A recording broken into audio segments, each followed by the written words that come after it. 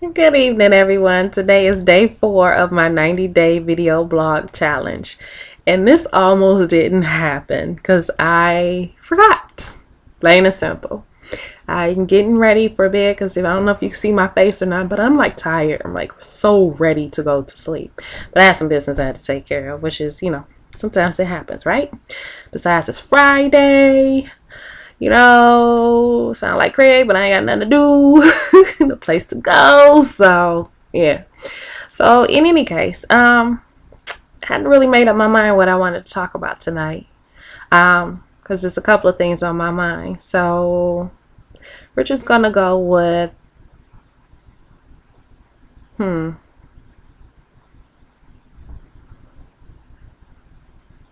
Okay. We're going to go with packages. Sometimes packages don't come in what you think they ought to come, or come how you think they ought to come.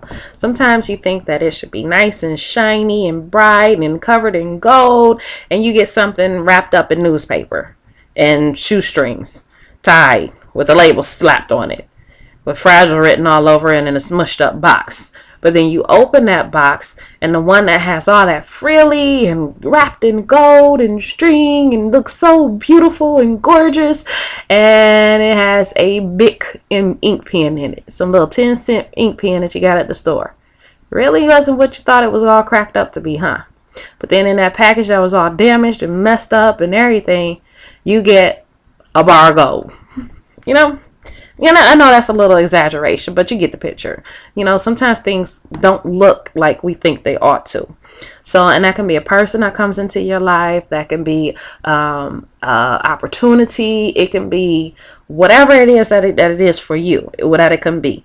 Everything doesn't look the way we think it should look. Sometimes you have those diamonds in the rough, or that what they call it, what am I thinking about? Like Indiana Jones, for example. I love Indiana Jones, especially the older ones. Even the new one with Shia LaBeouf, and it was pretty good too. But like the old Indiana Jones, and this was the one that actually had Sean Connery in it. Where Sean Connery is one good-looking old man. I'm gonna tell you, for old men, he is one good-looking old man. But anyway, so the one with him in it, where he played the dad, and they were going after the cup, the cup of whatever it was that they called it. Anyway, when Indiana Jones went in there to go look at it, he had all these different cups in order to choose from. And it was the cup that they, that's what it was, the cup that they used during the not the Passover. Jesus, what's wrong with this? See, this is what happens when you're tired. You can't think straight. And I already got ADD, or ADHD, whatever. Anyway, so this was the cup that they used at the 12 that Jesus used with the 12 disciples before, being crucified.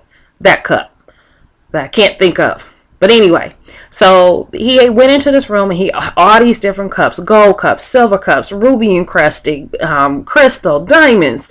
I mean, all these different cups. And you had to pick the one that you thought it was, that, Jesus and his disciples passed around to drink out of. And you got people trying to test all these ones, and, of course, they're dead because they chose the wrong one. And what it came in, it was Indiana Jones who actually thought about it, that, Jesus was a carpenter. So he wouldn't have had anything elaborate like the rest of the stuff. So he found this one that looks like it was made out of clay. Handmade out of clay. Because, like the imperfections and things in it. And that was what he used to dip in the water and take back to his dad, which so happened to save his life. Well, that whole scene right there is exactly what it is I'm talking about. Things don't always come in the packages that you think they can come, that they should come in, but it doesn't necessarily mean it's not the right one and it's not the one for you. In that instance, he picked the right one. Well, he could have picked one of the fancy ones and ended up dead like everybody else from the other thousands of cups that were in there. But he picked the one that didn't look like it could be one. The one that didn't look perfect, that had its imperfections. Because, when it comes down to certain things, especially people that come into your life, perfection is not something that's mandatory, because nobody is perfect. Nobody. I don't care who you are. I don't care what your name is. You're not perfect. Nobody is. So why would we expect someone else to be something that we ourselves are not? So you don't actually come in this gold glass, gold encrusted box. So why would you expect someone else to? And then think that they're going to be and live up to that. That's an expectation that you have. That's not necessarily true. So again, things that come to you, things that are your blessings, don't always come in packages that you think they should. It could be a job. You can think this job is perfect for you. Man, I hope I get it. And for some reason you don't. Well, guess what? That wasn't all it was cracked up to be, because it wasn't for you. And the person who did get it comes back and tells you, man, I ain't realized what all I signed up for. You realize I got to do this, and that. And those are things that you just weren't willing to do. So what happened? That wasn't a package for you.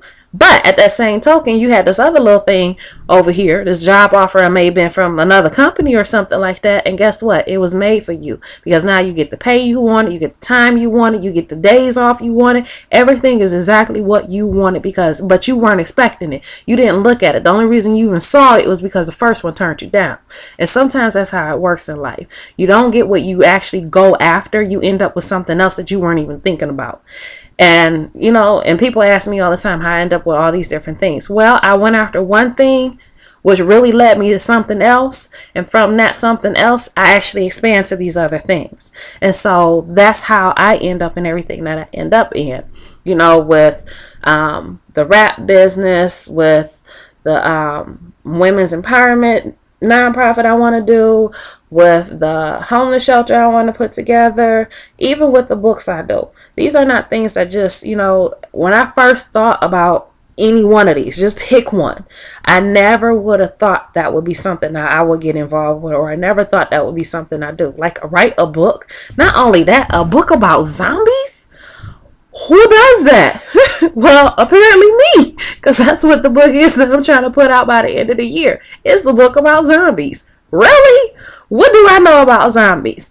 You'd be surprised what happened, because when I decided to say, okay, I'm going to let this go where it's going and just see where it goes, guess what? I got taken to every little bit of information I needed to get that book done. And that brings me to the point of today where I'm able to get my editor, where I'm going through my editor and getting it edited. Now you may say, well, how'd you get your editor? Same way. She kind of fell in my lap. So once you realize that and you get past some of that stuff, you realize that, it may not be in the package that you want, but it doesn't mean that it's something for you. And it may just be for you right now. It may be for you for the rest of your life. But right now, at this moment, that's what was for you.